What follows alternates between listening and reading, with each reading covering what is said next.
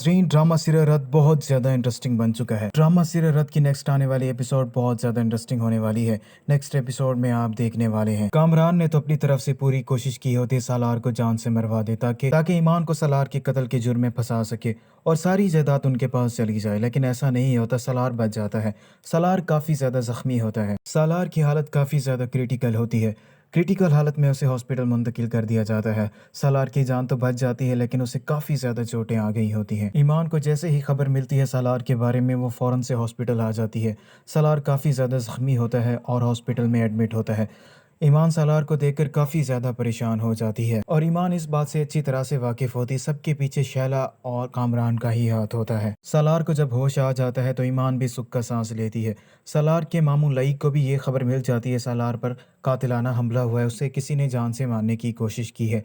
वो सालार को फ़ोन करता है और उसे मालूम करने की कोशिश करता है और उससे कहता है, आज से पहले तो तुम्हारे साथ ऐसा कभी कुछ भी नहीं हुआ, लेकिन ईमान के तुम्हारे ज़िंदगी में आ जाने के बाद ही तुम्हारे साथ ये सब कुछ हो रहा है।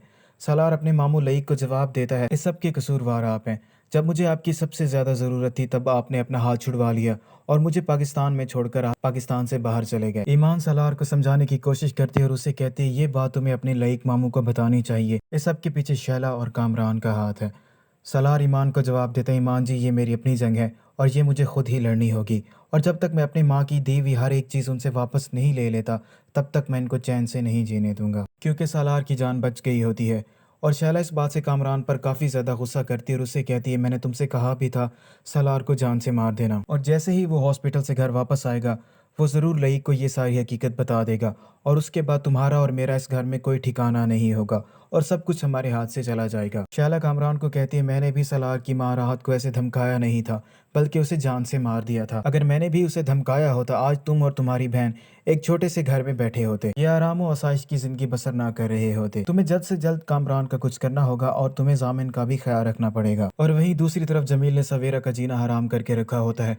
उसकी पूरी कोशिश यही होती है किसी तरीके से वो जेवरात और घर के कागजात सवेरा से हासिल कर ले ताकि वो बेचकर अपना कारोबार कर सके। लेकिन अब सवेरा की भी यही जिद होती है, उसने किसी सूरत में जमील का कोई भी कहना नहीं मानना, ना ही उसे जेवर देने हैं और ना ही घर के कागजात देने हैं।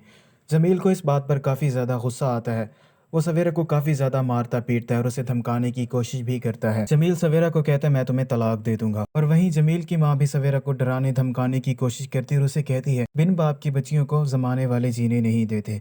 सवेरा बहुत ज़्यादा गुस्से में होती है। वह गुस्से में अपनी सास को जवाब देती है, तो जमील मुझे कौन सा जीने दे रहा है, उसने भी मेरा जीना हराम करके रखा हुआ है, लेकिन अब मैं किसी भी सूरत में तुम लोगों का कोई भी कहना नहीं मानूंगी।